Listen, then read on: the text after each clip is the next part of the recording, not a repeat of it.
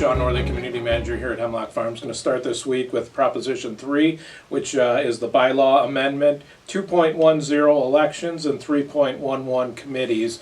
And what this is to eliminate the Elections Committee as a standing committee. Why do we want to do this?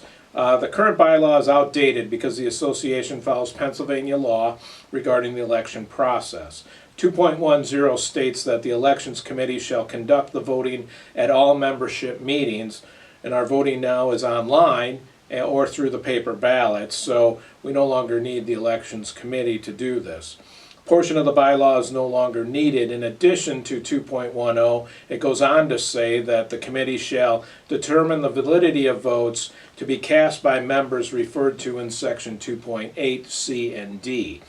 But due to Pennsylvania law, we now employ a judge of elections, who's our auditor, to oversee all the votes that are cast, and this portion of the bylaw is no longer required. So because of these changes in the Pennsylvania law, the Elections Committee is not needed. Some of the functions of the Elections Committee are either done by the judge of elections or else by management, and we can handle that, and that's the reason to no longer need this committee. So that's what this proposition is asking, that we eliminate the Elections Committee as a standing committee as it states in the bylaws. I want to let everybody know that the Meet the Candidates event that was scheduled for tomorrow, June 7th, has been canceled. We only have 2 candidates this year for the Board of Directors, and there's 4 seats, so our candidates will be on the Board of Directors. So we took away the Meet the Candidates event.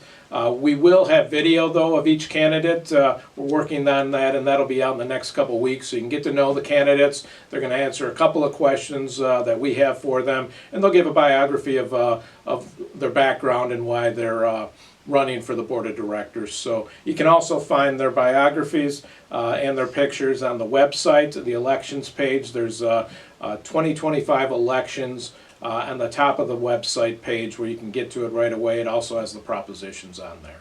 There was an e-blast and video out earlier this week with Diesel explaining that Chipper Days has been delayed for a week due to the storms of last weekend. We are still on and scheduled to start Chipper Days this Monday, June 9th. So if you're in the area of the map that is taken care of, make sure you get your sticks out there. The e-blast explained the size of the sticks and how you need to prepare that at the side of the road for the Chipper Days contractor. And if you're not in the map, make sure that you contact the contractor if you want them to come and take care of your sticks, but that is something you'd have to pay, but a service that they're offering since we do have so many limbs and sticks down and throughout the community. So check that out, but Chipper Days will start again this Monday, June 9th.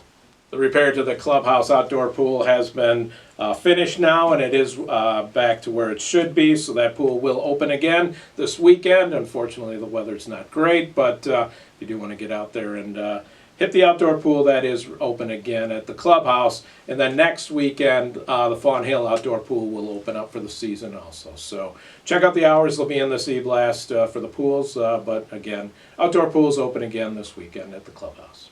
Time of year again when we need people to sign up for the committees for the 2025-2026 committee year. That is in this e-blast with a link and a flyer explaining the process. If you've been on committees, you'll get an email explaining the process to either sign up for the committees that you've been on or choose new ones. And if you've never been on a committee, follow the link in this e-blast and it'll send you the JOT form that's required to be filled out. You pick which committees you want to sign up for. There's a guidelines that you'll need to sign and an ethics policy to take a look at. So check that out if you're interested. Again, this is for the 2025-2026 committee year, which will start in August.